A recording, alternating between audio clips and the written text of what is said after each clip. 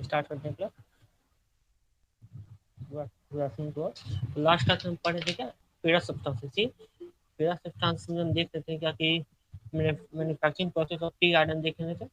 और इसमें हम क्या बताए थे कि पहले तो ड्रेसिंग करना है, फिर उसके बाद कैल्सिनेशन है, रोस्टिंग करना है, ठीक है, फिर उसके बाद स्मेल्टिंग करना है। ठीक है, फिर देख लेंगे उसके बारे में, थोड़ा सा डायग्राम बनाना था। उसके बाद different types of iron ores बताए थे। ठीक है, आयरन ओर्स में कौन सा हो गया, लेमेटाइट हो गया, मैग्नेटाइट हो गया, ठीक है, और पायराइट्स हो गया, हेमेटाइट हो गया, लिमोनाइट हो गया। ठीक है ना।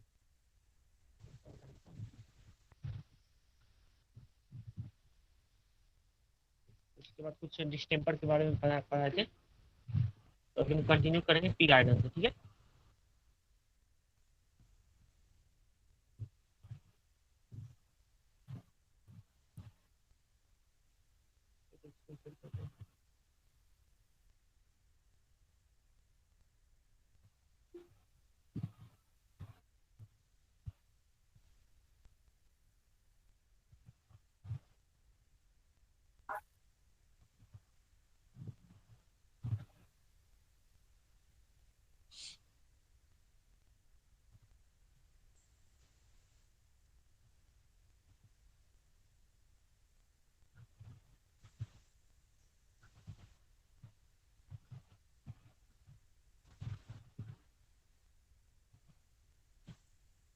तो स्क्रीन शो हो रहा है। हेलो, देखो यस सर। पेरा यस सर। पेरा सब्सटेंसेस में हमारा था कि जिसमें कि दो substances which contains iron and its compound, iron हो चाहे उसके अदर कंपाउंड। ठीक है, तो फेरा सब्सटेंसेस कहेंगे, जैसे स्टील हो गया, आयरन हो गया। ठीक है, आयरन का different different types of iron हो, कास्ट आयरन, रॉट आयरन। ठीक है, और फिर उसके बाद नॉन फेरस में हो गया, जैसे कि मेन कंस्टिट्यूएंट उसका आयरन नहीं हो। ठीक है ना, जैसे कि हमारे पास हो गया एल्यूमिनियम हो गया, कॉपर हो गया, जिंक हो गया, प्लेटिनम हो गया, गोल्ड हो गया, ये सब नॉन फेरस सब्सटेंसेस है। ठीक है, नॉन मेटल। क्या देखते हैं सबसे लास्ट में फेरस सब्सटेंसेस और नॉन फेरस लिए थे कि ferrous materials contains iron main constituent, non ferrous में don't contain iron as the main constituent. कौन कौन सा हो गया, wrought iron, cast iron, steel. ठीक है, और नॉन फेरस में कौन सा हो गया, एल्यूमिनियम, कॉपर, जिंक, मैग्नीशियम, ये सब।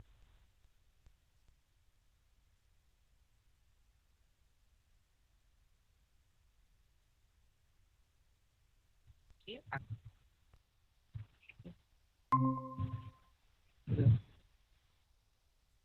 और क्या होता है, एक नेचुरल ऑकरिंग मिनरल को और कहा जाता है। और उसी को कहा जाता है जिसकी कोई भी मिनरल्स में डिफरेंट डिफरेंट कंस्टिट्यूएंट्स रहता है। ठीक है, डिफरेंट, जैसे कि तुम्हारा फेल्डस्पार मिनरल हो गया। ठीक है, फेल्डस्पार हो गया तो उसमें sand and sorry silica and oxygen रहता है। फिर किसी किसी मिनरल में जैसे कि माइका होता है, तो माइका में हम माइका का इस्तेमाल इलेक्ट्रिकल इंसुलेशन में करते हैं। ठीक है, वैसा में उसमें जैसे कि एल्यूमिनियम हो गया, मैग्नीशियम होता है। ठीक है, डिफरेंट डिफरेंट कंपोजिशन होता है ओर्स में। ठीक है, और क्या होता है कि और is a mineral of mineral solid occurring mineral. ठीक है ना, जिसमें कि अगर एक दो वैल्यूएबल कंपोनेंट्स होता है और में सब कंपोनेंट को एक्सट्रैक्ट नहीं कर पाएंगे हम। ठीक है, मान लो कि कोई आयरन ओर है, तो आयरन ओर को आयरन ओर तभी बोलते हैं जबकि उसे हम मैन्युफैक्चरिंग प्रोसेस उसका ऐसा हो कि हम उससे हम क्या करें, आयरन एक्सट्रैक्ट कर ले। ठीक है ना, ये देख लेते हैं डेफिनेशन ऑफ, फिर से पढ़ा दे रही है तो आयरन ओर में क्या बोल रहा है डेफिनेशन में।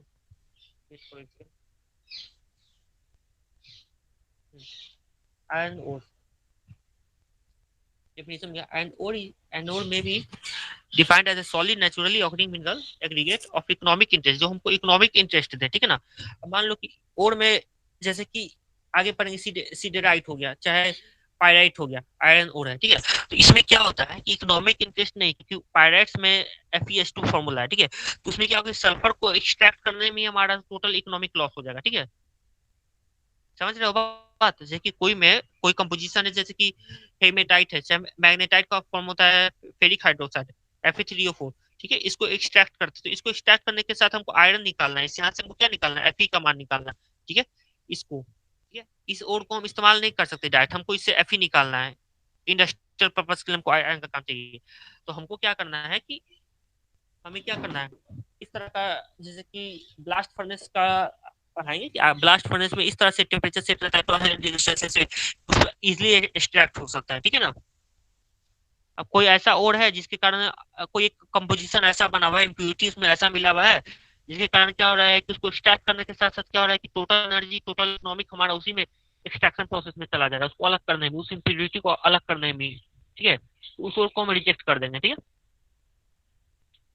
उसमें देख लो, एनोड में भी defined as a solid naturally occurring mineral aggregate of economic interest which with one or more valuable constituents may be recovered by the certain treatment. The ions compounds of iron with non-metallic elements and they contain impurities such as carbon, manganese, phosphorus, silicon, sulfur. The term gauge is used to gauge, एक देख लो ये word Ganges होता है, Ganges किसको कहते हैं, ठीक है। गेंज वैसा सब्सटेंस होता है जो और के साथ साथ ऑकर हो जाता है, ठीक है। और के साथ साथ कौन कौन सा सब्सटेंस होता है, जैसे कि क्ले पार्टिकल्स होता है, ठीक है, कैल्शियम कार्बोनेट आ सकता है, और क्या हो गया, एक तरह से मिनरल हो गया। और हमारा क्या है, और मिनरल है जिससे कि हम पर्टिकुलर सब्सटेंस को एक्सट्रैक्ट करते हैं, ठीक है। सिलेक्शन ऑफ आयरन ओर्स में, सिलेक्शन ऑफ आयरन ओर में क्या हम कंसीडर करते हैं कि किस किस तरह कौन कौन सा पॉइंट्स हम कंसीडर कर सकते हैं। सबसे पहले तो है कि एक्सट्रैक्शन प्रोसेस हमारा अच्छा सही रहे। दूसरा प्रोसेस करते हैं कि मान लो कि कोई साइट पे ओर मिल गया, ठीक है ना, लेकिन उसका ट्रांसपोर्टेशन कॉस्ट भी हम देखते हैं कि ट्रांसपोर्टेशन कॉस्ट वहाँ पे आयरन ओर के केस में ये देखा जाता है कि आयरन में मैक्सिमम क्या कि कोयला का ज्यादा इस्तेमाल होता है, ठीक है। तो कोल का भी हम देखेंगे अगल बगल कहीं क्वेरिंग साइट तो है नहीं, वैसा क्वेरी साइट है जहाँ से हम की कोल एक्सट्रैक्ट कर सके, ठीक है।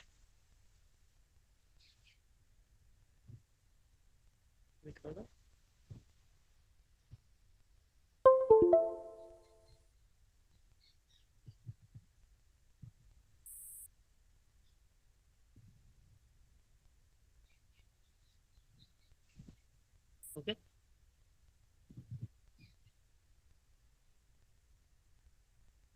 क्या पढ़ा थे, selection of iron, selection of iron ores, ठीक है। सिलेक्शन ऑफ आयरन ओर्स में क्या सबसे पहला पॉइंट कंसीडर करेंगे, the iron ore available for the mines should be rich in metallic iron, metallic iron content, ठीक है।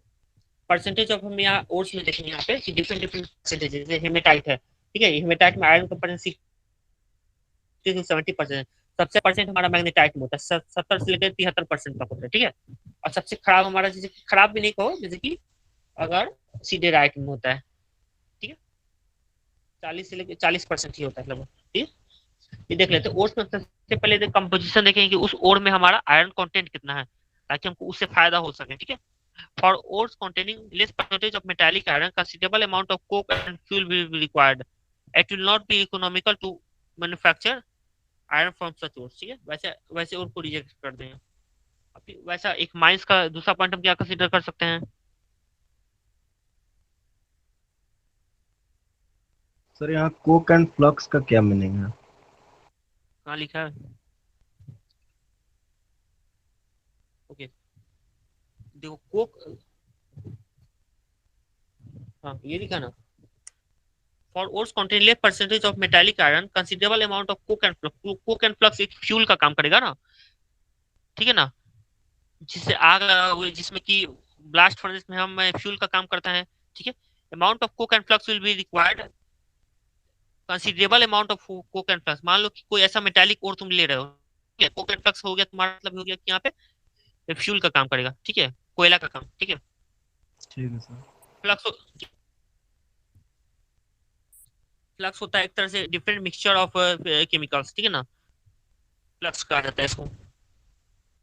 ये देख लो, the mine for the iron ore should be suitably located in both geographically and geologically, geographically और geologically होना चाहिए, मतलब कि माइंस का जो साइट है जहाँ से आयरन और से माइनिंग करके हम इंडस्ट्री में ले जाएं, वो जियोग्राफिकली और जियोलॉजिकली, जियोग्राफिकली करने का मतलब क्या है कि माइंस के अगल बगल हमारा अच्छा खासा ट्रांसपोर्ट फैसिलिटी होना चाहिए। जियोलॉजिकली हो गया कि उसके साथ साथ हम ये कंसीडर करते हैं कि माइनिंग कंडीशन भी प्रॉपर होना चाहिए। अब ऐसा नहीं है कि माइनिंग कर रहे हैं, पता चला है कि सॉइल हमारा सेटल कर जा रहा है, ठीक है, सॉइल सेटल कर जाएगा तो फिर वहां भी एक प्रॉब्लम है, ठीक है। सॉइल को फिर उसके बाद स्टेबलाइज करो, फिर उसके साथ साथ स्टेबलाइजेशन के साथ अगर कोई पानी का प्रॉब्लम आ गया तो वहां से पंपिंग वाटर पंप आउट करो, ठीक है। ये बोल रहा है the mines for the iron ore should be located suitably in both the way, geographically and geologically. By geographical location, it is mean that the mines should be easily accessible and they should be linked up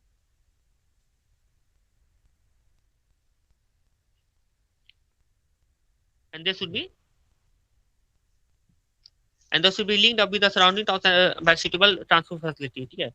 geological का क्या मतलब हो गया, geological का मतलब हो गया कि suitable should not content which should not develop complications in enquiring and mining operation. Geological हो गया तो वैसा ट्रबल हमको नहीं दे, ठीक है ना। माइनिंग क्वायरिंग करने में, क्वायरिंग हो गया कि ओर को निकालना, extraction of ore from the site is called quarrying, ठीक है। अब ये देखो तीसरा पॉइंट क्या कर रहा है, तीसरा पॉइंट हमारा कर रहा है द कंपोजिशन ऑफ गेंज और the substances associated with ore should be carefully study. Some substances, gangue तो समझ ही गए, गेंज के impurities in the ore is called gangue, ठीक है। ओर में हमारा जो भी इम्प्यूरिटी है उसको गेंज कहेंगे। some substances are such that they will reduce a value of the value of a rich iron ore, while other substances are such that they will increase the value of a lean iron ore, ठीक है ना। क्योंकि substances ऐसा होता है कि उस ओर से निकालने में ही हमारा क्या होता है कि मान लो कि रिच आयरन है, ठीक है। मान लो कोई ओर में हमारे पास 40% है, हमारे पास आयरन कंटेंट, ठीक है। लेकिन क्या होगा कि कोई ऐसा सब्सटेंस मिल गया, उसको एक्सट्रैक्ट करने में ही, जैसे कि सल्फर मिल गया, ठीक है ना। तो सल्फर मिल गया तो उसको एक्सट्रैक्ट करने में हमारा टोटल एनर्जी लॉस हो जाएगा, ठीक है। इकोनॉमिक लॉस हो जाएगा, तो हमको वैसे ओर को भी रिजेक्ट कर देंगे। ये भी माइंड में रखना है कि वैसा भी कंपोजिशन नहीं मिल जाए, ठीक है। ये तो हमारे हाथ में है नहीं, ये तो नेचुरल ऑकरिंग मिनरल है, ठीक है। ओके। चौथा पॉइंट क्या बोल रहा है, the treatment and the preparation should be given to the ore to make them suitable for the blast furnace, ठीक है ना। ब्लास्ट फर्नेस, अब ऐसा नहीं है कि कोई इतना बड़ा सैंपल मिनरल का उठाएं और डायरेक्ट ब्लास्ट फर्नेस में हम डाल दें, ठीक है ना। वैसा नहीं करना है, हमको उसको क्या करना है कि प्रॉपर नोड्यूल्स में छोटा छोटा टुकड़ा में तोड़ना है, ठीक है। उसके बाद हम ब्लास्ट फर्नेस में डालेंगे। उसके बाद ब्लास्ट फर्नेस में क्यों डालते हैं, क्योंकि इसको नोड्यूल्स में तोड़ते हैं तो उसके साथ से क्या होता है कि जब हीट करते हैं तो water vapour and carbon dioxide evaporate होता है, ठीक है ना। इसके साथ साथ तो हमको ये करना है, ठीक है।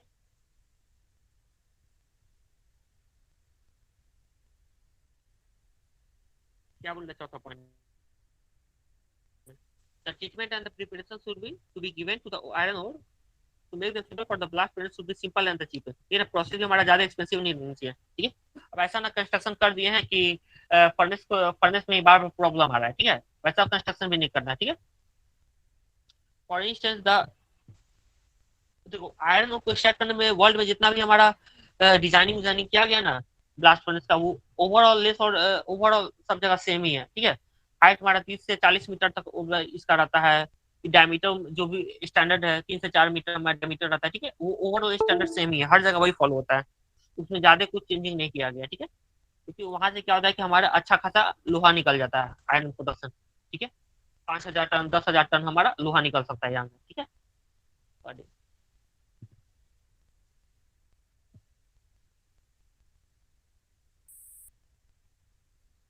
वेट करते से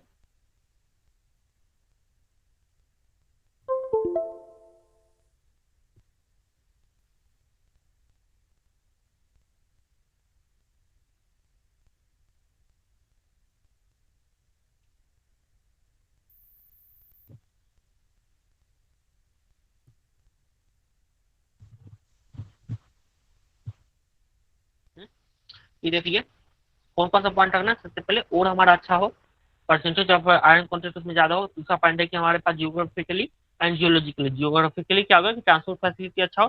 जियोलॉजिकली होगा कि माइनिंग एंड क्वायरिंग में हमको अच्छा से प्रोवाइड हो। तीसरा पॉइंट हम क्या देखेंगे, तीसरा पॉइंट देख कि जो भी कंपोजिशन है उसका, गेंज है, गेंज हमारा इम्प्यूरिटीज है, वो ऐसा भी ना हो कि उसको एक्सट्रैक्ट करने में हमारा टोटल इकोनॉमिक लॉस हो जाए, ठीक है। चौथा पॉइंट हम क्या देखें, चौथा पॉइंट देखें कि और अगर एक्सट्रैक्शन कर रहे हैं तो उसका जो प्रोसेस होना चाहिए प्यूरिफिकेशन ऑफ आयरन, ठीक है। आयरन को एक्सट्रैक्ट करने का वो भी हमारा चीप एंड सिंपल होना चाहिए, ठीक है। सिंपल एंड चीप होना चाहिए। इंपॉर्टेंट वैराइटीज ऑफ आयरन में ये देख लेते हैं। एक होता है हेमेटाइट, होता है हेमेटाइट में बस क्या देखना है, देख लो कंपोजिशन देख लो, chemical composition Fe2O3 ferrous oxide, इसका 60 से 70% आयरन होता है इसमें, ठीक है। और इसमें क्या कंसीडर करना है, स्पेसिफिक ग्रेविटी 4.5 से 5.3 होता है, ठीक है। और हमारा इंडिया में हमारा मैसूर में पाया जाता है, इंडिया में मैसूर एंड मध्य प्रदेश, ठीक है। लिमोनाइट, लिमोनाइट में क्या बोल रहा है, लिमोनाइट में, लिमोनाइट को कहते हैं chemical composition hydrated ferric oxide, ferrous oxide, ferric oxide, ठीक है ना। 2Fe2O3.3H2O, ठीक है।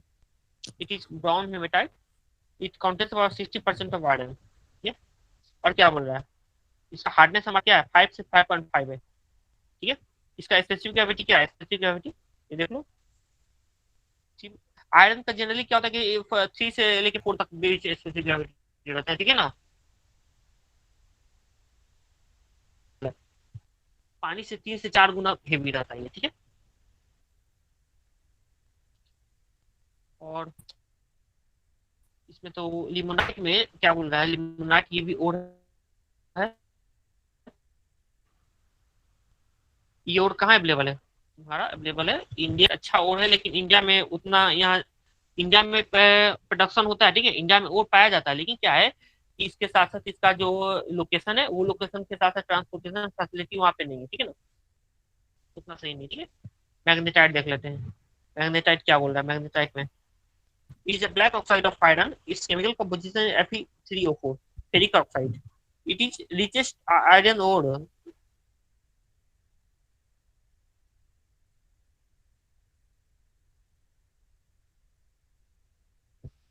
when in purity is spirit gravity, spirit gravity कितना है इसका 4.9 से 5 lakh. Biology available in Madras, Madras में तो अवेलेबल है, लेकिन but it is able the as it is not located near by, ठीक है ना, कोई रिमोट लोकेशन पे होगा। अब उस रिमोट लोकेशन पे वहां पे इंडस्ट्री लगा भी एक टीडियस टास्क है, ठीक है, तो वहां पे भी हम इसलिए हम यूज नहीं कर पाते हैं, ठीक है। पायरेट्स हो गया, पायरेट्स हमारा तो FeS2 होता है, ठीक है। पायरेट्स में क्या बोला है, पायरेट FeS2 इसका कंपोजिशन है, मैक्सिमम आयरन 45 से 47% तक है, स्पेसिफिक ग्रेविटी 4.8 से 5.10, ठीक है, हार्डनेस 1 ठीक है। ये कहाँ पाया जाता है बच्चे, देख लो, ये पाया जाता है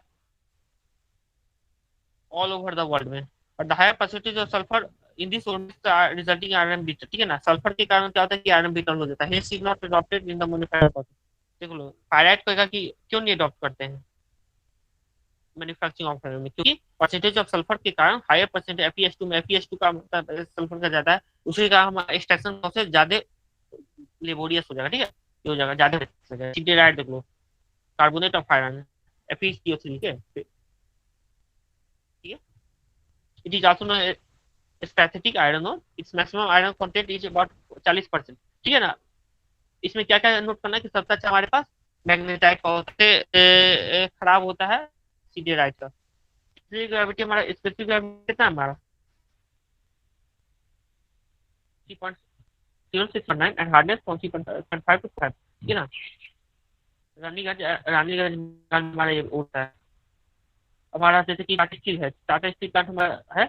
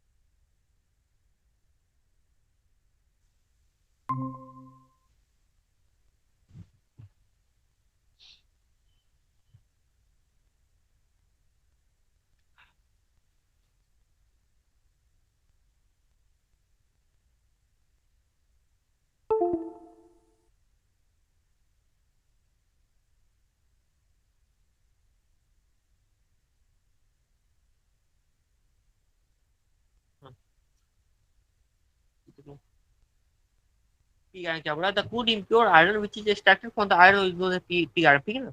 हम बोले कि और से आयरन को एक्सट्रैक्ट करना है, तो वो जो मटेरियल आएगा उसको इम्प्योर फॉर्म में रहेगा, फिर उसको प्यूरिफाई करने के साथ साथ हम कास्ट आयरन रॉट आयरन बनाते हैं, ठीक है।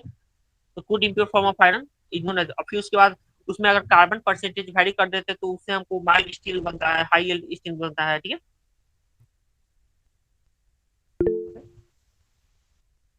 देख लो the crude impure for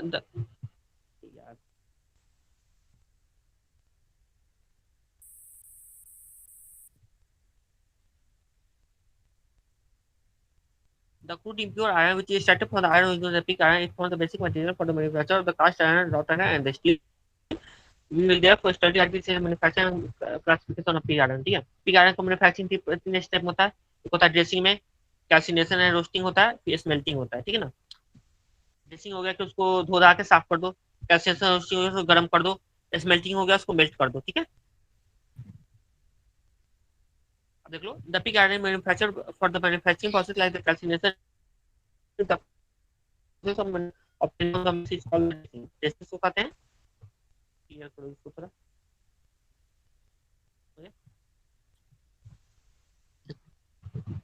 The process of obtaining iron ore from the mine is called the dressing. Yeah? The process of removing water and carbon dioxide from the ores by heating is known as the calcination. And the process of making the iron ore very hot and very dry is known as roasting. ठीक है, तीन अलग अलग function है। Dressing में क्या हो गया, ड्रेसिंग में होगा कि आयरन और को माइन से लाएं, और ड्रेसिंग में एक और काम किया जाता है कि उसको अगर मड वाटर रहता है तो उसको वॉश कर दिया जाता है, ठीक है, वो ड्रेसिंग हो गया। अभी पानी और कार्बन डाइऑक्साइड को इवेपोरेट किए तो वो हो गया हमारा कैल्सिनेशन, ठीक है, in the presence of air, ठीक है, देख लो, in the presence of air. उसके बाद क्या हुआ, उसके बाद जब गर्म हो गया तो उसके बाद और गर्म करके उसको और ड्राई कर दो, hot very hot and dry, very hot and dry, उसको कहेंगे रोस्टिंग, ठीक है।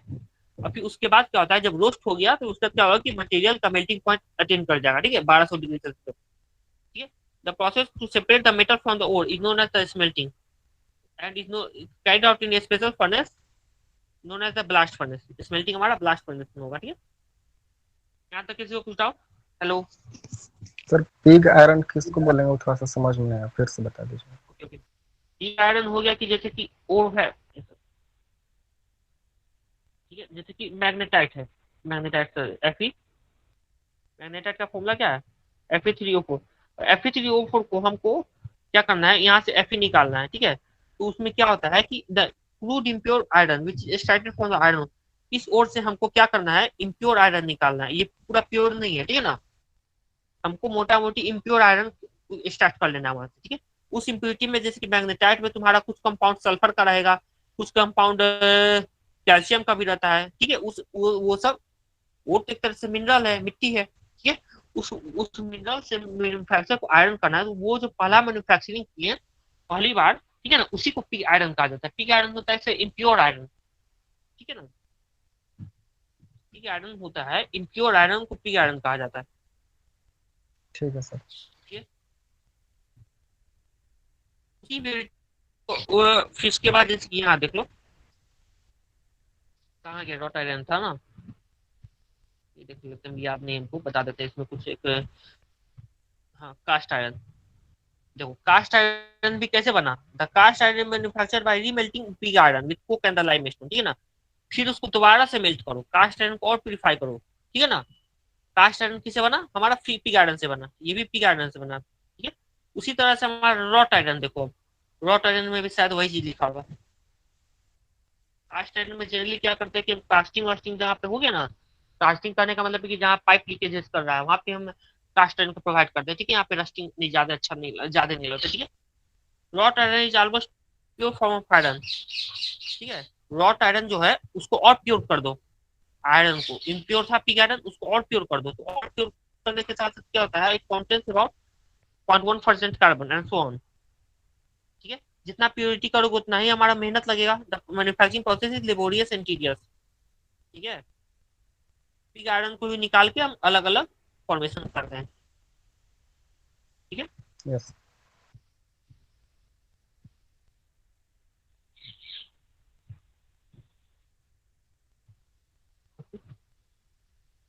हाँ बताते हैं।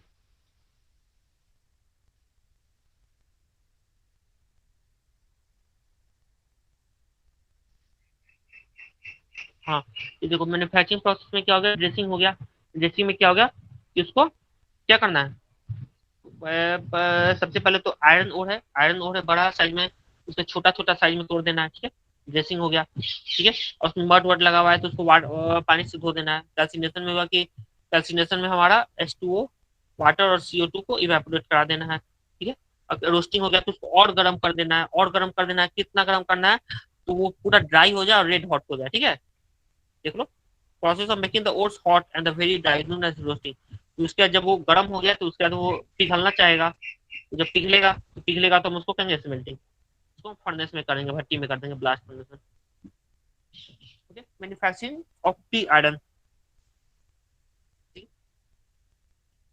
पिग आयरन क्या होगा कि impure form, crude impure form of iron, और से हम इम्प्योर फॉर्म ऑफ आयरन निकालेंगे, उसको पिग आयरन कहा जाता है। Following three distinct operations are involved with the manufacturing process of the pig iron: dressing, casting, roasting, smelting. हमारे देख लेते हैं, रीडिंग दे देते, बस कुछ नहीं है इसमें ड्रेसिंग में। The iron ore are obtained as from the mines, are crushed into pieces of size of 25 mm diameter, ठीक है, 25 mm डायमीटर को उतना क्रश कर देते हैं। This is achieved by the rock crusher of ordinate rock crushing, को crush करते हैं। क्रशिंग क्यों करते हैं? क्रशिंग क्यों करते हैं? The ore particles of uniform size are obtained, the reducing gases penetrate the ore in a better way, ठीक है ना। रिड्यूसिंग गैसेस भी आसानी से पेनिट्रेट कर सकता है, ठीक है। E4 contains clay, loam and other earthy materials, तो मिट्टी होती है, earthy material, clay substances है। They are washed in a steam to remove the such impurities, the perforated traces, ठीक है। वॉशिंग के साथ साथ हम क्या कर सकते हैं, परफोरेटेड टेप को भी यूज कर सकते हैं, ताकि कंकड़ पत्थर हमारा वो निकल जाए, ठीक है। ये देख लो, द परफोरेटेड में भी kept in the water to remove the pebbles and sand, क्योंकि हमको ये सब इम्प्योरिटीज को हटा देंगे, जितना हमको हटाएंगे उतना हमारा मैन्युफैक्चरिंग आसान से होगा, ठीक है। To work in the dry condition, ठीक है। ड्राई कंडीशन में अगर करना है तो हमको क्या कर सकते हैं, मैग्नेटिक सेपरेशन कर सकते हैं, ठीक है। आयरन में तुम्हारा मैग्नेटिक प्रॉपर्टी होता है, तो magnetic separation, to work in the dry magnetic separators are use to remove the impurities content in the iron. Calcination and the roasting, calcination हो गया कि गर्म कर दो हवा के प्रेशर में, रोस्टिंग हो गया इसको और गर्म करके ड्राई कर दो, ठीक है। कैल्सिनेशन एंड रोस्टिंग क्या हो गया? After iron are dressed, iron ore dressed, iron ore dressed मतलब ड्रेस्ड होने का मतलब क्या होगा? छोटा छोटा 25 mm डायमीटर में उसको तोल के उसको कैल्सिनेशन करना है। After the iron ores are dressed, they are calcined and roasted. The calcination consists of heating the ores in the presence of air so that they are oxidized, ठीक है। Presence of air में oxidation होता है, oxidise कर देंगे। Calcination से क्या होता है हमारा, देखो, the water and carbon dioxide are removed from the ores by the calcination. The roasting consists of making the ores, क्या करा है, the roasting consists of making the ores hot and the very dry, ठीक है। hot and very dry कर देता है roasting. It is adopted to dissipate, roasting क्यों करते हैं? कोई भी वोलेटाइल पार्टिकल्स है, चाहे जैसे ऑर्गेनिक सब्सटेंसेस है, ठीक है ना, उसमें क्या होता है कि ऑर्गेनिक सब्सटेंसेस कैल्सिनेशन वाले टेम्परेचर पे इवेपोरेट नहीं होगा, लेकिन रोस्टिंग करेंगे तो वो क्या होगा कि ऑर्गेनिक सब्सटेंसेस भी इवेपोरेट हो जाएगा, ठीक है। Volatile particles specially sulphur by heat, ठीक है ना। इस रोस्टिंग क्यों करते हैं? क्योंकि सल्फर को हमको निकालना रहता है, ठीक है। Hence the roasting will be not be necessary if there is ore in an oxide, ठीक है ना। अगर ओर हमारा केवल ऑक्साइड है तो हम रोस्टिंग नहीं करेंगे। अगर ओर में कोई सल्फर कंटेंट है, सल्फर कंटेंट किस में आता है? इसमें पायराइट में आता है, पायराइट ओर में FeS2 है, ठीक है। यहाँ पे अगर सल्फर कंटेंट आता है तो हम इसमें हम रोस्टिंग करेंगे, ठीक है। Confusion clear? अब स्मेल्टिंग देख रहे हैं। स्मेल्टिंग मतलब हो गया कि स्मेल्ट मतलब मेल्ट कर देना, ठीक है। मेल्ट करने के लिए हमको सबसे पहले उसका डिफरेंट ये parts and essential parts of blast furnace से ये देख लेंगे, okay.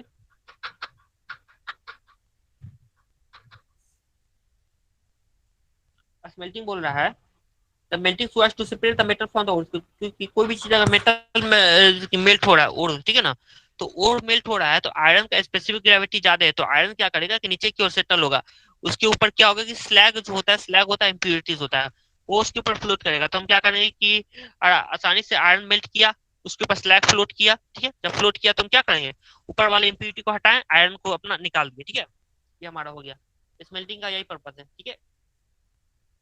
The melting so as to separate the metal from the ore is known as smelting. It is carried out in a special type of furnace known as blast furnace. It is formed in the vertical steel cylinder. The outer shell of the furnace is of steel plate. इसका blast furnace का कैसा कहता है कि all over world में हमारा मोटा मोटी ब्लास्ट फर्नेस का जो डिजाइन है यही होता है, ठीक है। तो overall furnace of the steel, outer plate हमारा स्टील का होता है 30 to 40 mm, ठीक है। एंड इनसाइड हमारा क्या होता है, ब्रिक लाइनिंग से हमारा फायर ब्रिक से हमारा कवर होता है, ठीक है।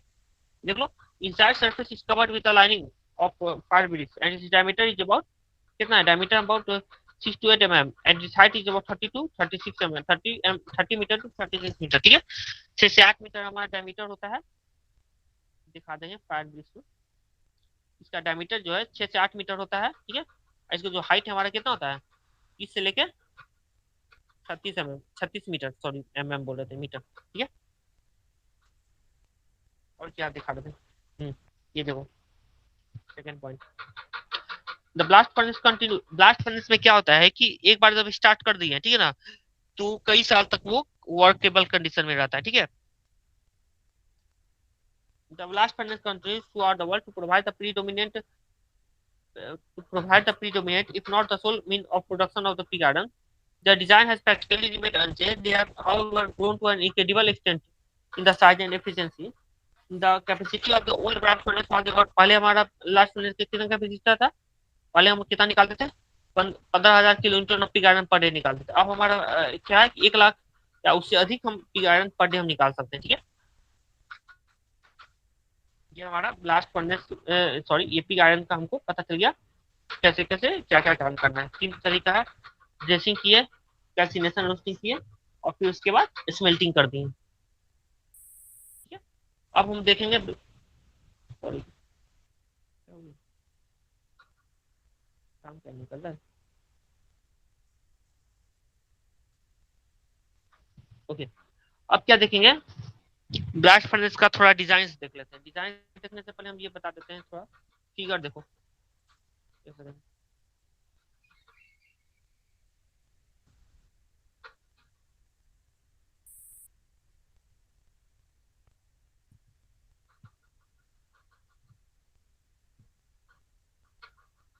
है, फिगर दिख रहा होगा ब्लास्ट फर्नेस का। तो फिगर में हमारा क्या दिख रहा है कि यहाँ हम सबसे पहले मटेरियल डालते हैं, तो मटेरियल हम यहाँ से डालें। ठीक है, मटेरियल हम यहाँ से डालते हैं, अब इसको गर्म करते हैं तो हॉट गैसेस हमारा यहाँ से निकलता है, तो इसको थ्रोट कहा जाता है। ठीक है, इसको थ्रोट कहा जाता है। जहाँ से मटेरियल डालते हैं उसको क्या बोला जाता है, बेल एंड कोन अरेंजमेंट। और फीडिंग, फीडिंग हमारा यहाँ से, फीडिंग फर्नेस में हम मटेरियल यहाँ डालते हैं। स्टैक होता है, स्टैक क्या होता है, जहाँ पे हमको मटेरियल हमारा रखा जाता है। ठीक है, वो स्टैक कहलाता है। ठीक है, और सिलेंडर हो गया कि सिलेंडर वो जगह हो गया कि जहाँ पे सिलेंडर और बॉस, सॉरी पहले ये स्टैक देखिए, पहले बॉस देखते हैं। बॉस क्या होता है कि जहाँ पे हम फ्यूल को रखते हैं। ठीक है, और क्यूअर्स क्या होता है, क्यूअर्स क्या होता है कि एक कॉपर का एक पाइप होता है। ठीक है, इसमें हम क्या करते हैं, क्यूअर्स में हॉट एयर हम पास कराते हैं, हॉट एयर पास कराते हैं, क्योंकि जो बर्निंग के लिए ऑक्सीजन का जरूरत पड़ता है। ठीक है, बिना ऑक्सीजन का तो कोई बर्न करेगा नहीं, तो वहां पे हम क्या करते हैं कि हॉट एयर पास कराते हैं क्यूअर से। ठीक है, वो पास किया, सिलेंडर क्या करता है कि स्टैक और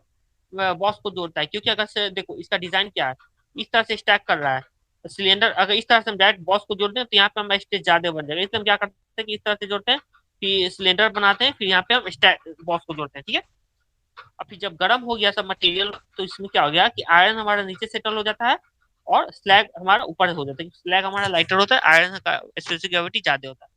आयरन हम क्या करते हैं, यहाँ से निकालिए, और हम स्लैग हम यहाँ से निकाल दिए। ठीक है, और इसी हाइट को हर्थ कहा जाता है। हर्थ किसको कहते हैं, हर्थ, हर्थ हम किसको कहते हैं, जिसमें कि वह कंटेनर जिसमें कि हम स्लैग और आयरन को कंटेन करके रखते हैं। हर्थ एक तरह से कंटेनर हो गया। मोल्ड, मोल्ड होता है, मोल्ड होगा ना, मोल्ड ढांचा, उसी को हर्थ कहा जाता है। ठीक है, ये इसको क्लियर करते हैं, दिख जाएगा। ये देखो हर्थ दिखा ना, इसको हर्थ कहा जाता है। ठीक है, इस रेक्टेंगुलर बॉक्स को हर्थ। अब इसके बारे में थोड़ा देख लेते हैं।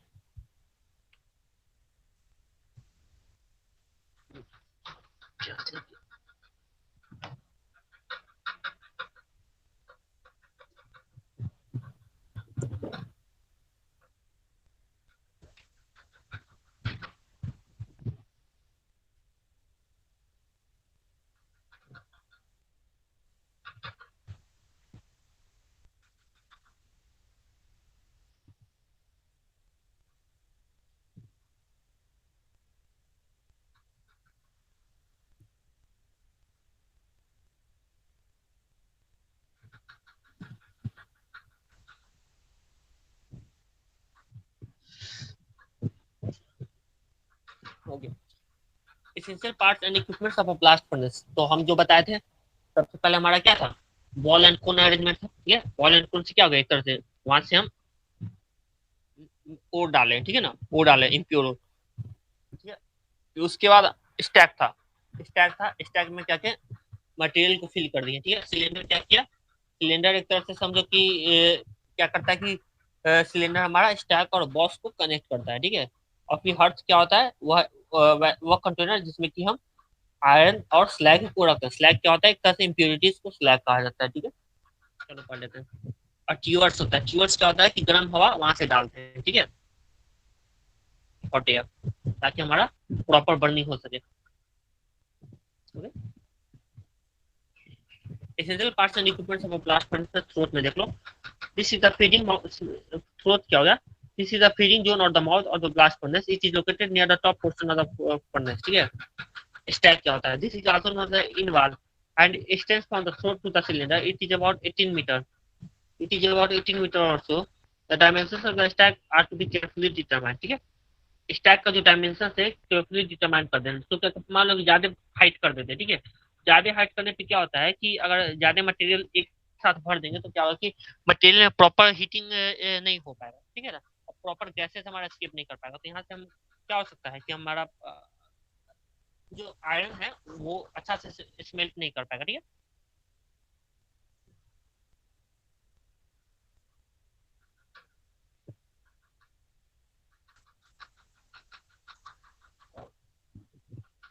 स्टैक हमारा क्या हो गया, the angle of inclination varies from 85 to 87 degree Celsius. ये सब बस डाटा है, देख लो। The height of the stack should be carefully should be such that iron ores are sufficiently heated, ठीक है ना। हम क्या बोले, स्टैक का हाइट हमारा क्या बोला है यहाँ पे, dimensions of stack are to be carefully determined. Height हमारा क्या होना चाहिए, iron ore should be sufficiently heated, prepared and reduced before they reach the next zone, ठीक है। स्टैक में हमारा आयरन ओर को हीट करते हैं यहाँ पे। सिलेंडर बस एक सिलेंडर का काम क्या है कि वो आयरन स्टैक और बैरल को बॉस को कनेक्ट करता है, ठीक है। सिलेंडर का काम क्या है, this is also known as the barrel. Barrel हो गया एक तरह से, इस साइड से पैरेलल सिलेंडर है तो इस तरह से पैरेलल हो गया साइड से, ठीक है। ये तो इंक्लाइंड होता है ना, ये तो पैरेलल होता है, ठीक है। सिलेंडर साइड से parallel, it connects the stack and the boss, ठीक है। इसका काम क्या है, बस स्टैक एंड द बॉस को कनेक्ट करता है। द रेशियो ऑफ द, थोड़ा क्लियर करने दो, okay. The ratio of the total height of the furnace to the diameter of the cylinder should be about 4 to 4.5. It is omitted in the design of some blast furnace. कहीं कहीं जगह ये हटा दिया जाता है, ठीक है। बॉस का काम क्या है, बॉस हमारा फ्यूल प्रोवाइड कराता है, ठीक है। This is the burning zone of the furnace, सबसे ज्यादा टेम्परेचर यहीं पे रहता है बॉस में हमारा। It is the hottest part of the furnace, सबसे ज्यादा गर्म रहता है। It is located between the cylinder and the hearth, ठीक है ना। बॉस हमारा कहाँ पे है, बॉस हमारा कहाँ, ये देख लो, बॉस हमारा कहाँ पे है, ठीक है। बिटवीन द सिलेंडर, एक सिलेंडर पे है, एक ऊपर में सिलेंडर है और नीचे में हमारा हर्थ है। सिलेंडर और हर्थ के बीच में bosh. It is located between the cylinder hearth, it has an inverse slope and इस तरह से इनवर्स स्लोप है, ठीक है ना, इनवर्स स्लोप है। It varies from 76 to 80 degree Celsius. The height of the bosh is about 15 to 20% of the total height of the blast furnace, okay. Hearth हमारा क्या हो गया, हर्थ हमारा एक तरह से क्रूसिबल हो गया जिसमें कि हम मोल्टेड मोल्टेड सब्सटेंसेस कलेक्ट करते हैं, ठीक है, hearth, okay. This is also known as the crucible. It is the lowest part of the furnace. The slag and the molten iron are collected in this portion. Its height is about 2 to 3 meter. Okay. Tyres, tyres क्या हो गया, tyres एक तरह से nozzle हो गया जिससे गर्म हवा जाएगा, ठीक है। टायर्स क्या हो गया, a tuyere is a nozzle for the blast furnace, they are located in the bosh. Tuyeres हम कहाँ पे लगाएंगे, जहाँ पे आग लगाना है हमको। आग हम कहाँ लगाते हैं, बॉस में लगाते हैं, ठीक है। बॉस में ना फ्यूल डालते हैं, ठीक है। टायर्स हम the tyres is a nozzle for the blast furnace, they are located in the portion of the furnace and at a height of about 1 meter from the bottom, ठीक है। Bottom से 1 metre ऊपर लगाते हैं। the diameter of the tires will depend upon the desired pressure and the quantity of air required in the unit time. The actual number of tires will be decided by from the dimensions of the hot furnace, ठीक है, कितना tyres लगाना है। मान लो कि इस तरह से 3D फिगर देखो, ठीक है ना, 3D फिगर, कोई एक यहाँ टायर लगा दिए, यहाँ टायर लगा दिए, यहाँ टायर लगा दिए, इस तरह से यहाँ टायर लगा, जिसमें जिस हिसाब से अगर कितना कैपेसिटी है हमारा उस हिसाब से हम उसको एयर दे सकते हैं, ठीक है।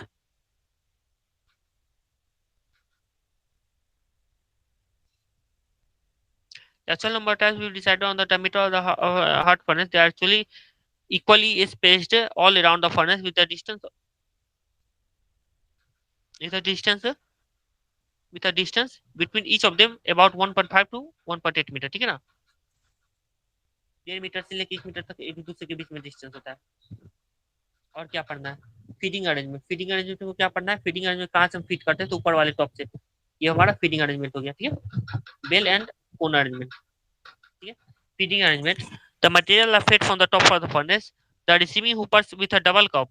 इसका डिजाइन कैसा है, hooper with a double cup and the cup and the cone arrangement are provided to receive the raw materials. Such arrangement permits the safe charging of the raw materials without intervening the gases which are the coming out, ठीक है। a pair of inclined tracks are provided and the raw materials are hauled मतलब होता है कि उठाना, कोई चीज को उठाना कहते हैं, रॉ मटेरियल को उठा के by the skip cars to the up to the receiving hopper. ये क्या बोल रहा है कि मान लो कि हमें यहाँ पे हमारा ओर है, ओर को हमको यहाँ से लेके यहाँ तक पहुंचाना है, तो हमको क्या करते हैं कि स्कीपिंग कार होता है, ठीक है, इस तरह से कार रहेगा, चैम्बर टाइप का। वो क्या करेगा कि ट्रॉली की तरह यहाँ पे मूव करके यहाँ पे डंप कर देगा मटेरियल को, ठीक है, इस तरह से, ठीक है, ये बोल रहा है।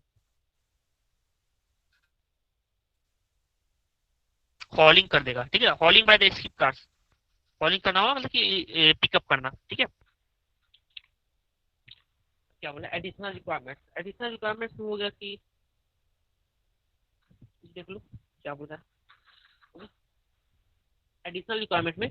In addition to the above parts, the blast furnace is provided with the following additional equipment. The hot blast stoves, about 3 to 5, are attached to the blast furnace. They are provided to utilize the heat of the blast furnace. They are in the form of the steel cylinders. Their inside surface is covered with a refractory material. They are filled with a fire briquettes and are arranged in a crisscross manner to allow circulation of the gas or the air. The heat of the gas is stored in the fire bliss and it is then supplied to the air, which is used for the blast furnace. और additional requirement हम क्या कर सकते हैं, अलग से बाहर से हम स्टोव भी लगा सकते हैं, ठीक है, एडिशनल रिक्वायरमेंट में, ठीक है। और दूसरा पार्ट में क्या हो रहा है, दूसरा पार्ट में there should be sufficient number of storage units to store the raw material, ठीक है। रॉ मटेरियल्स को स्टोर करने के लिए हमारा सफिशिएंट नंबर ऑफ यूनिट्स रहना चाहिए।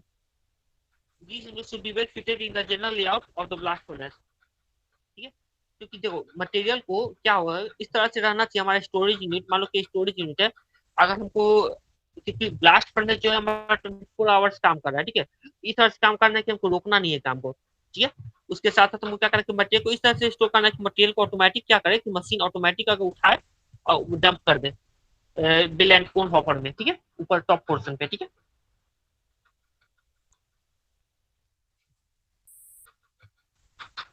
The blowers of desired capacity are installed to supply air to the tubers. They are required to blow air at a constant and the blast pressure is regulated by the side of the tubers. ठीक है, hot air blow करते हैं tyre से to air से, तो उसमें क्या करते हैं कि blowers of desired capacity should be installed to supply the air. तो उस हॉट एयर को एयर कहाँ से लाएंगे, ठीक है, ब्लोअर से हम लाएंगे, ब्लोअर से हम हॉट एयर ब्लो करेंगे टायर के थ्रू। तो हमको क्या बोल रहा है कि ब्लास्ट फर्नेस में जो प्रेशर है, प्रेशर भी हमारा कौन डिसाइड करेगा, size of the tyres. Pressure हमारा कौन डिसाइड करेगा, साइज ऑफ द टायर्स, कितना हमारा साइज है, कैसा साइज है, ये। चौथा पॉइंट हम क्या कंसिडर और कर सकते हैं, एडिशनल रिक्वायरमेंट, ये सब और एडिशनली हम ऐड कर सकते हैं। जो बेसिक रिक्वायरमेंट था ब्लास्ट फर्नेस का वो देख चुके हैं। The devices are provided to clean the blast furnace before it is to some useful purpose, ठीक है। Thus, the surplus blast furnace gas can be utilized for the various purposes such as firing open hearth and heating the furnaces, raising the temperature of the water,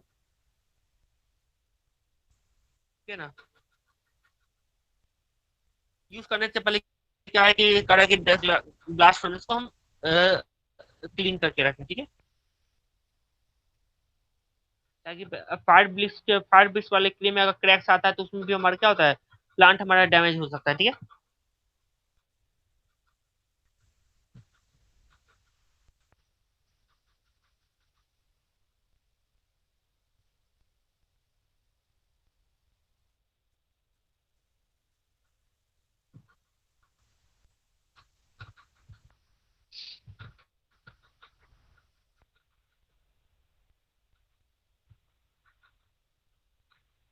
okay, working of blast furnace, working में क्या आ जाएगा कि working में हमारा कौन कौन सा raw material, working में क्या होगा कि रॉ मटेरियल को लेना है, ठीक है। रॉ मटेरियल के साथ साथ क्या होता है कि उस इम्प्यूरिटीज को, अगर हमको क्या मेन पर्पस क्या है और को प्यूरिफाई करने का, उसका इम्प्यूरिटीज निकालना, ठीक है। तो हम फ्लक्स बनाएंगे, इस तरह का फ्लक्स में इस तरह का मटेरियल ऐड करेंगे कि वो इम्प्यूरिटीज को अट्रैक्ट कर ले, ठीक है। उसके बाद क्या करना है कि प्रॉपर उसको हीटिंग देना है वर्किंग में, ठीक है। और जो थ्रोट से हमारा गैसेस लीक हो रहा है वो प्रॉपर हमारा पैसेज से, ऐसा नहीं है कि गैस हमारा कहीं कोई अगर उस पैसेज में कुछ फंस गया है, ठीक है, मटेरियल अगर फंस रहा है तो वहां पे भी ये सब भी ध्यान रखना है। इस तरह से हमारा ब्लास्ट फर्नेस काम करता है। ब्लास्ट फर्नेस काम कैसे करेगा, प्रॉपर हमारा फ्यूल देना है, फ्यूल को किसके रूप में देंगे, कोक के रूप में देंगे, ठीक है, कोक हम फ्यूल के रूप में इस्तेमाल करेंगे, ठीक है। अब इसके बाद क्या बोल रहा है, following reaction occur between the carbon monoxide and iron ore, ठीक है ना। कौन कौन सा रिएक्शन हमारा ऑकर होता है ये तुम्हारा ये टेबल में दिया हुआ है, ये देख लेते हैं, ठीक है।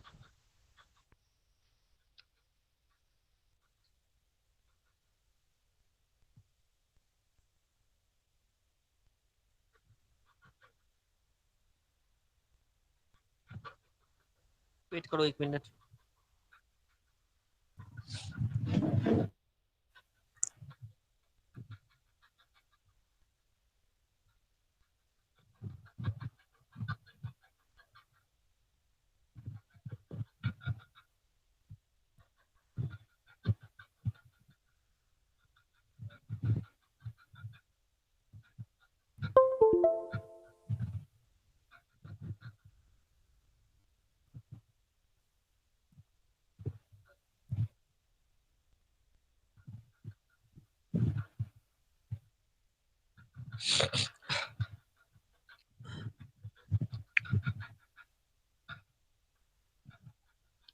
ओके, तो वर्किंग में हम क्या हो गया कि सबसे पहले कि और को हम किस तरह से प्रिपेयर करेंगे, ठीक है ना। तो सबसे पहला पॉइंट देख लेते हैं, पहला पॉइंट क्या बोल रहा है, पहला पॉइंट में द वर्किंग ऑफ ब्लास्ट ये पहला मार्कर है, the raw material consist of iron ore fluxing material and the fuel, ठीक है। The fluxing material is the substance which can be easily fused. Flux flux हमारा क्या हो गया कि वैसा सब्सटेंस जो आसानी से इम्प्यूरिटीज के साथ फ्यूज करके वो स्लैग बना दे, ठीक है ना। फ्लक्स क्या करेगा, फ्लक्स हमको क्या देगा, ये स्लैग बना देगा, ठीक है। फ्लक्स जो है ये क्या करेगा, स्लैग बना देगा, फिजिबल स्लैग बना देगा, ठीक है। ओके, ये रीडिंग दे देते हैं, देखो। The raw materials consist of iron ore, fluxing material, and the fuel. The fluxing material is a substance which can be easily fused. Fluxing material वैसा substance है जो किसी के साथ आसानी से फ्यूज हो जाए। It mixes with the impurities present in the iron ore, ठीक है। फ्लक्सिंग मटेरियल के साथ साथ आयरन ओर, फ्लक्सिंग मटेरियल और फ्यूल डालते हैं। अब ये क्या करता है, फ्लक्सिंग मटेरियल क्या करता है कि it mixes with the impurities present in the iron ore and becomes fusible slag। Slag हो गया कि स्लैग इम्प्यूरिटीज को कहते हैं, ठीक है। The commonly use fluxing material lime stone, lime stone का इस्तेमाल हम इसमें भी कर देंगे, कास्ट आयरन की प्रिपरेशन में भी करेंगे, ठीक है। तो उसको आप प्यूरिफाई करने के लिए हम लाइम स्टोन का इस्तेमाल करेंगे, ठीक है।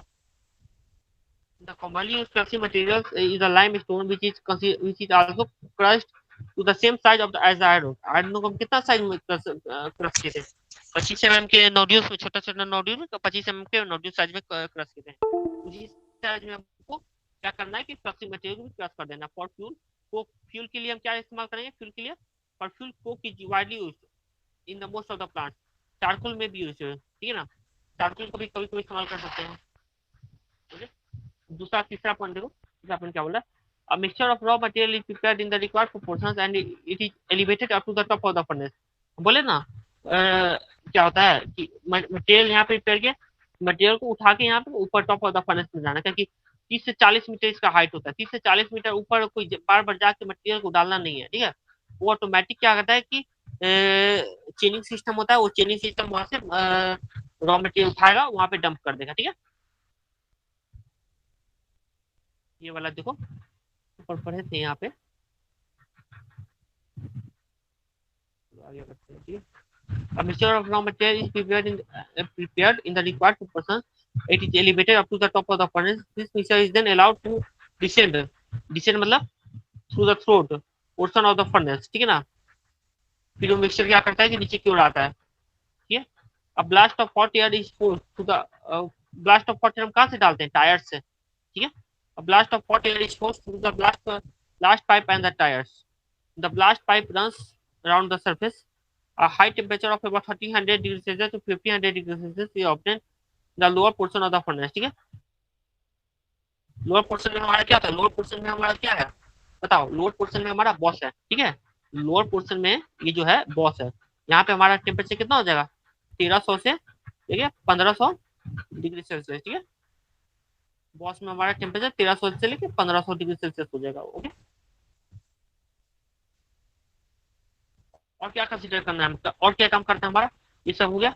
High temperature of 1300 to 1500 degree Celsius, इसके लिए हाई टेम्परेचर को मेंटेन करने क्या करना है कि हमको हॉट एयर पास करना है, ठीक है। Hot air is pass, cold air नहीं पास करना, हॉट एयर पास करना है। इसको through the blast furnace and the tyres. Following reactions occur between the carbon and the carbon monoxide and the iron compound, ठीक है। ये देख लो FeO3 वो कार्बन से रिएक्ट करा है, ठीक है, ठीक है। Fe2O3 फेरस ऑक्साइड को कार्बन से रिएक्ट किया तो ferric oxide plus carbon monoxide बना, ठीक है। फिर फेरिक ऑक्साइड हमारा कार्बन के साथ रिएक्ट किया तो आयरन निकला और कार्बन मोनोऑक्साइड निकला, ठीक है। अब फिर उसके बाद तीसरा रिएक्शन क्या बोल रहा है, फिर अगर फेरस ऑक्साइड को कार्बन मोनोऑक्साइड से रिएक्ट करते तो फेरिक ऑक्साइड और कार्बन डाइऑक्साइड निकला, ठीक है। फिर फेरिक ऑक्साइड को कार्बन मोनोऑक्साइड से रिएक्ट कराएंगे तो हमको क्या निकलेगा, आयरन और कार्बन डाइऑक्साइड। ये हमारा केमिकल रिएक्शन है, ओके। यहाँ पे टेम्परेचर हमारा कितना रहेगा, 1300 से लेके 1500 डिग्री सेल्सियस। पांचवा पॉइंट क्या बोल रहा है, the pig iron which is thus found the pig iron which is thus found collects in the hot furnace। Hearth हमारा क्या होगा, वह कंटेनर जिसमें कि हम इम्प्योर स्लैग और आयरन जो कि पिग आयरन बोला जाता है, वो भी 100% प्योर नहीं, इसलिए उस आयरन को पिग आयरन बोला जाता है, ठीक है। तो उसमें टाइमिंग दिया हुआ है कि 2 घंटा बाद हम क्या करते हैं कि स्लैग को निकालते हैं, 4 घंटा बाद हम आयरन को निकालते हैं, ठीक है। The pig iron which is thus formed collects in the hearth furnace। The slag which is formed by the reactions, slag कैसे बनेगा, fluxing material and impurities. Fluxing material कहाँ से आया, फ्लक्सिंग मटेरियल क्या हो गया, फ्लक्सिंग मटेरियल हमारा lime हो गया, ठीक है। लाइम स्टोन हम ऐड किए थे, ठीक है। यहाँ पे देख लो कहाँ गया फ्लक्सिंग मटेरियल वाला लाइन, फ्लक्सिंग मटेरियल इम्प्यूरिटीज था, okay. Fluxing material lime stone which is fluxing material में लाइम स्टोन है, ये इम्प्यूरिटीज के साथ मिक्स करके स्लैग बना देता है, ठीक है। Fluxing material and impurities in the ore also collects in the heart and of the furnace। It is as it is light in weight it floats on the pig iron। ये important line, ठीक है। क्योंकि ये जो है gravity separation हो रहा है, ठीक है ना। जो चीज हल्का है वो ऊपर है, जो चीज भारी है वो नीचे है, ठीक है। As it is light in weight it floats on the pig iron। अब देख लो छठा पॉइंट क्या बोल रहा है। अब छठा पॉइंट क्या बोल रहा है कि जब हम ये सब हो गया हमारा मटेरियल यहाँ पे हर्थ में कलेक्ट हो गया, तो उसके बाद क्या किया, अब उसको हमको निकालना है। तो निकालने के लिए ऐसा नहीं है कि मटेरियल गर्म हो गया तो डायरेक्ट उसको निकाल लेना है, ठीक है। उस टाइम के बाद निकालना है, ठीक है। क्योंकि ये क्या होता है कि अगर मटेरियल निकालोगे तो वो रिएक्शन भी कर सकता है, ठीक है। The hot gases and the dust escape through the outlet which is provided in the throat portion of the furnace, ठीक है।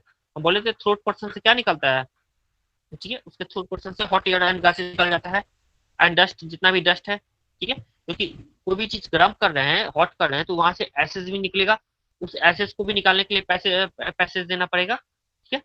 The slag is remove usually after, slag हम कितना देर बाद रिमूव करते हैं, slag is remove usually after the 2 hours through an outlet which is provided at the higher level. The molted iron is taken out after the 4 hours to the tap hole provided at the suitable height। The molten iron is let into the sand molds where it becomes solid।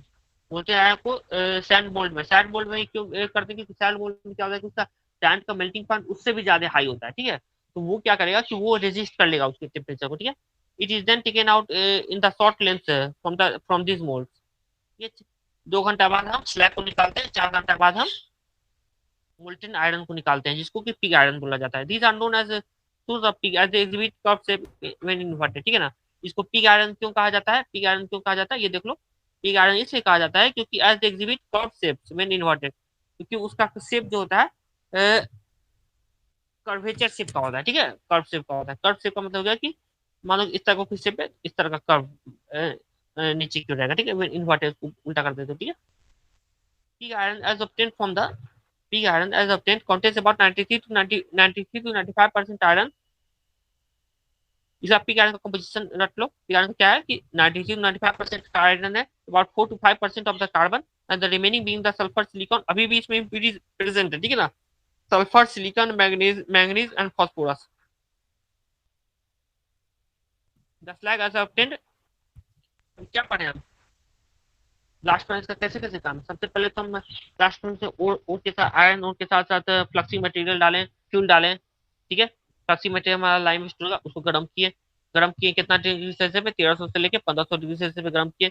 उसके बाद melt हुआ तो उसके बाद क्या हुआ कि lighter slag जो है ऊपर की ओर रहा, मोल्टेन आयरन हमारा नीचे की ओर आया, ये हमारा रिएक्शन है। ठीक है, ये जो है ये हमारा रिएक्शन है।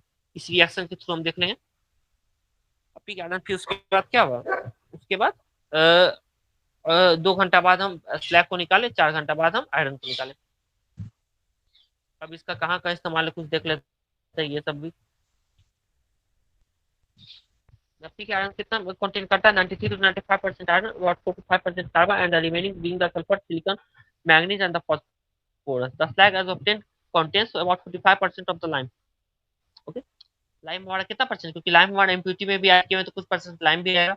45% of lime, 55% of silicon, 12% alumina, and the remaining other being magnesia, calcium sulphate, manganese oxide. ठीक है, मैग्नीशिया आएगा, calcium sulphate, manganese oxide. This like may be thrown, slag को थ्रोन कर दो चाहे तो स्लैग को हम और स्लैग का और इस्तेमाल कर सकते हैं। ये देख लो, स्लैग का इस्तेमाल हम चाहे तो उसको, वो तो एक तरह से वेस्टेज मटेरियल है, उसका और इस्तेमाल कैसे कर सकते हैं, in the cement concrete as a coarse aggregate के थ्रू भी इस्तेमाल कर सकते हैं, in making roads as a road metal, in making railway ballast. ठीक है, रेलवे रेलवे के पत्थर को ब्लास्ट में भी इस्तेमाल कर सकते हैं, in the manufacture of blast furnace cement.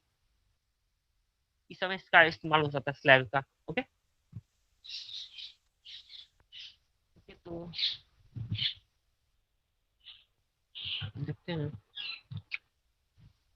पट्टी पढ़ा के छोड़ देंगे। ठीक है, precautions to be taken, precautions to be taken, यहाँ देखो यहाँ तक पढ़ा के अभी छोड़ देंगे। ठीक है, प्रॉपर्टीज वाले तो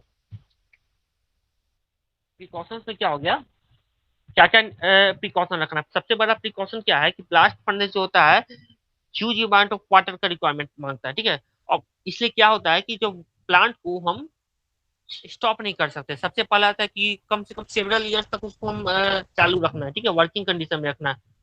ये हमको प्लांट को प्रिकॉशंस और क्या लेना है, प्रिकॉशन ये लेना है कि जो प्रेशर मेंटेन होता है हॉट एयर पे, ठीक है ना, अब इतना भी प्रेशर ना दे दे कि वो जो टायर्स का जो पाइप है वही मेल्ट कर जाए। ठीक है, जो टायर है इतना भी प्रेशर ना दे दे कि ये हॉट टेम्परेचर से ये पाइप ही मेल्ट कर जाए। ठीक है, ये देख लेंगे, ये प्रिकॉशन रखना है। फिर उसके साथ हम टेम्परेचर मेंटेन करना है, उसको कितना दिन तक फ्यूल देना है, कंटिन्यूस फ्यूल देना है, ऑक्सीजन देना है। ठीक है, इसलिए देखो कि अभी कोरोना वायरस के टाइम में सरकार स्टील इंडस्ट्रीज में कह रहा है कि इंडस्ट्रियल ऑक्सीजन का डिमांड क्लोज कर दिया गया है। ठीक है, क्योंकि ये लोग जो है ऑक्सीजन का बहुत ज्यादा मात्रा में इस्तेमाल करते हैं। ठीक है,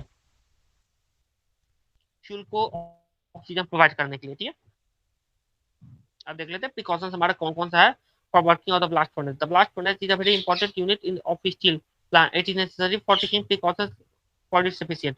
सबसे पहला पॉइंट क्या बोल रहा है, the blast furnace once lighted and put into the compressor give uninterrupted production for several years. ठीक है ना, uninterrupted production for the several years before it is let down for the recondition. दोबारा उसको recondition करने के लिए, दोबारा उसको मरम्मत करने से पहले हमको कम से कम सेवरल ईयर्स तक हमको उसका उससे काम ले लेना है। ठीक है, दूसरा पॉइंट क्या कर रहा है कि हमको वाटर का रिक्वायरमेंट होना चाहिए। The furnace requires more than 27,000 litres of water पर मिनट। सोचिए इसका रेट कितना है, 1 मिनट में 27,000 litre per minute to cool the its vital importance.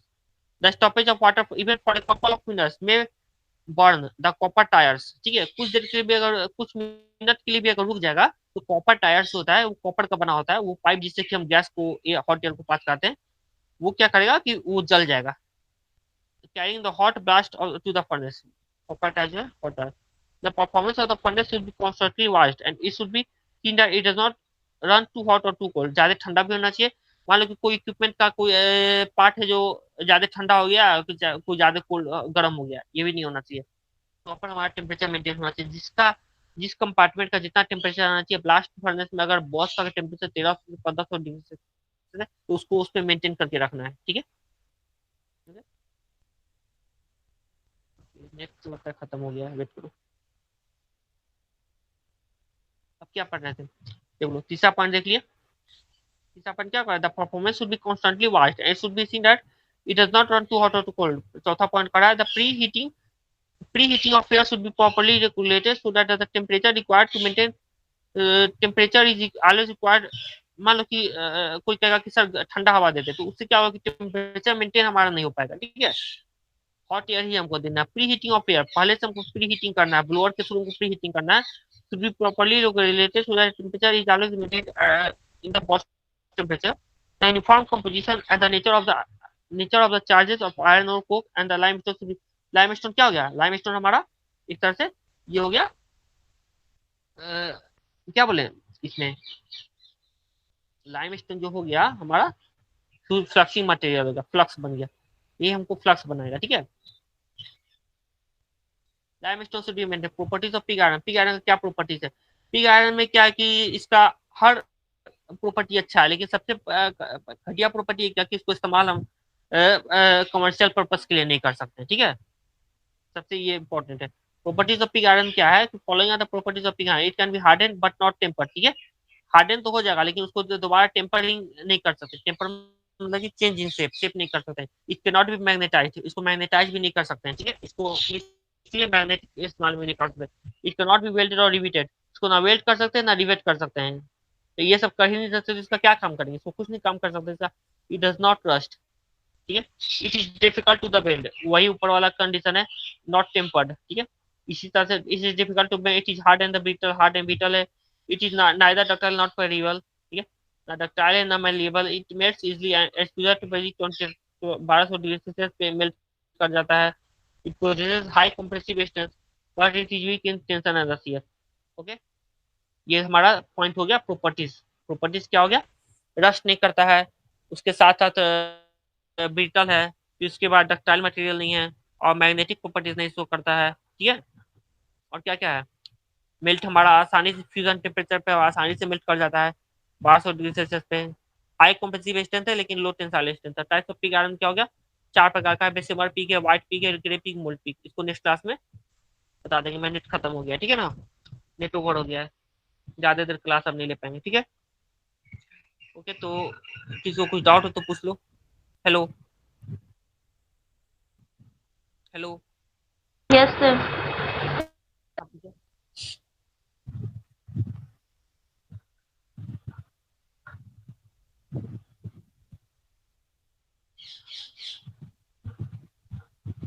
Hello, ठीक है, तो क्लास ओवर करें। Yes sir, okay sir. ठीक है, रुको अटेंडेंस ले लेते हैं फिर क्लास ओवर कर सकते हैं।